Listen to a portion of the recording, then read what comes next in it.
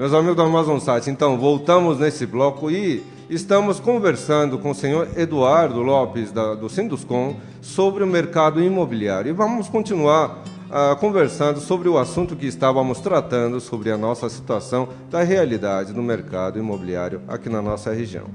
Seu Eduardo, no bloco anterior nós falamos sobre a questão do crescimento do mercado, né? Essa sensação que nós tivemos em relação a uma coisa um pouco mais devagar do final do ano passado para o início desse ano.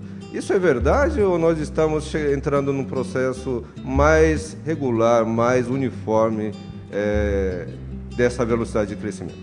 Bom, para entender essa questão, é preciso nós viajarmos há 7 anos atrás.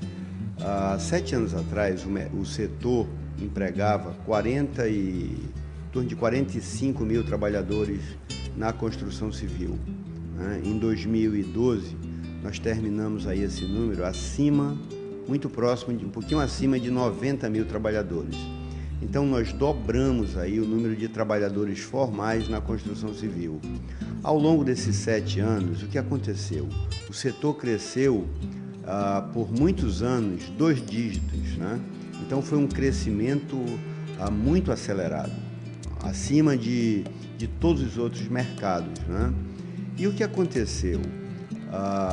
Se nós compararmos 2012 com 2011, nós ofertamos em 2011 16 mil imóveis para o mercado. Em 2012 nós ofertamos próximo dos 17 mil imóveis. Então já não foi um crescimento tão significativo, mas ainda assim foi um crescimento, apesar de crise externa, apesar de todos os fatores, né, de uma coisa que o governo federal está trabalhando, que é a desoneração, que hoje trabalha contra o crescimento, né, de toda a indústria nacional.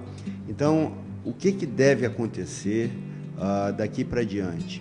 Supondo que nós crescemos muito fortemente a cada ano, nesses últimos 7 anos, 8 anos que se passaram, e se nós continuarmos daqui para diante com estabilidade, como aparenta estar, significa dizer que o mercado vai estar muito bem, vai estar ofertando uma grande quantidade de imóvel.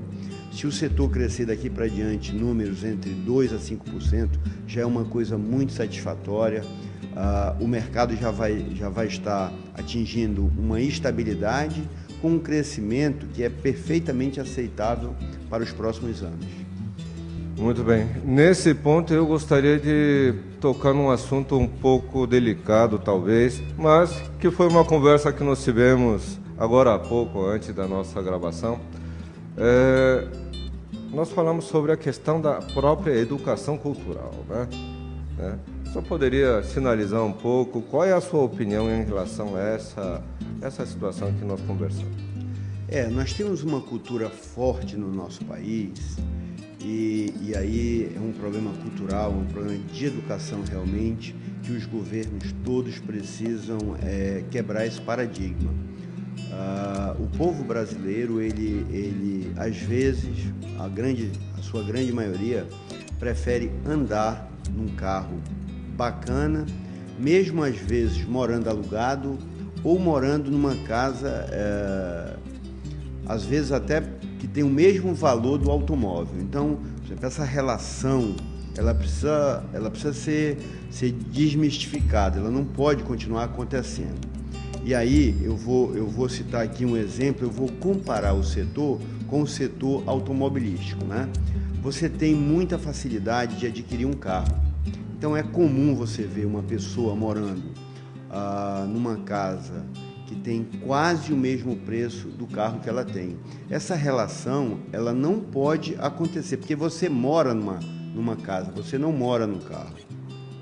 O que ocorre é o seguinte: a facilidade para você comprar um carro, você compra um carro sem dinheiro, com entrada zero, não é verdade?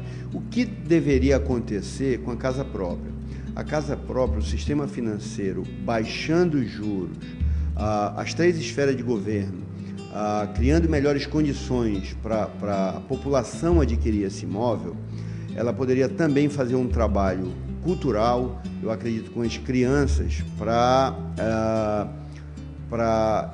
educação dessas pessoas a não caírem nessa armadilha. Porque é o seguinte, você compra um carro, no primeiro ano ele desvaloriza 20%.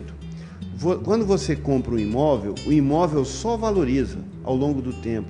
Então você compra um bem que desvaloriza muito rápido, não tenho nada contra a indústria da automobilística, mas as pessoas precisam entender que o mais importante para elas é uma casa, e a casa só valoriza diferentemente do automóvel. Muito bem, eu também gostaria de torcer e desejar muito que, apesar do mercado em si, o povo brasileiro, eu já tenho dito isso em algumas situações, nós estamos, na verdade, aprender a lidar com o mercado imobiliário, né? É uma situação nova, é uma realidade nova. Então, houve um tempo de grandes euforias também, e agora que as pessoas estão amadurecendo um pouco, entendendo um pouco de toda essa sistemática, talvez gradativamente, acredito que possamos mudar um pouco culturalmente, né, para que nós consigamos valorizar mais aquele bem durável onde nós vamos morar, que é o sonho da casa própria, né, do que alguns bens que são que nós podemos trocar com uma certa facilidade, né? Não é verdade? Muito bem, eu gostaria de agradecer muito essa entrevista especial de hoje, tá? Falando um pouco sobre esse panorama realística do mercado imobiliário, da construção civil, né, da nossa região, juntamente com o senhor Eduardo Lopes, que é o presidente do Sinduscom aqui do Amazonas, né? E gostaria de ter levado para vocês, meus amigos telespectadores, alguns esclarecimentos especiais, ok? Eu gostaria de agradecer novamente, quanto mais vezes com a sua participação no nosso programa. Eu é que agradeço, Thomas, é sempre um prazer falar disso. O sindicato e eu estamos a hora que você quiser, estamos de portas abertas para lhe receber, e é uma satisfação muito grande para mim, pessoalmente, falar sobre o nosso setor, o setor que eu gosto, que eu dediquei minha vida toda, que eu só fiz isso. Então é um prazer enorme, e é um prazer enorme também recebê-lo aqui na nossa casa. Muito obrigado mesmo, muito obrigado. Muito bem, meus amigos telespectadores, desta forma nós estamos terminando o programa de hoje também. Espero tenha gostado dessa entrevista com o senhor Eduardo Lopes. Para continuar acompanhando o nosso programa, acesse o nosso fanpage, facebook.com/programa Sua Casa. Ok?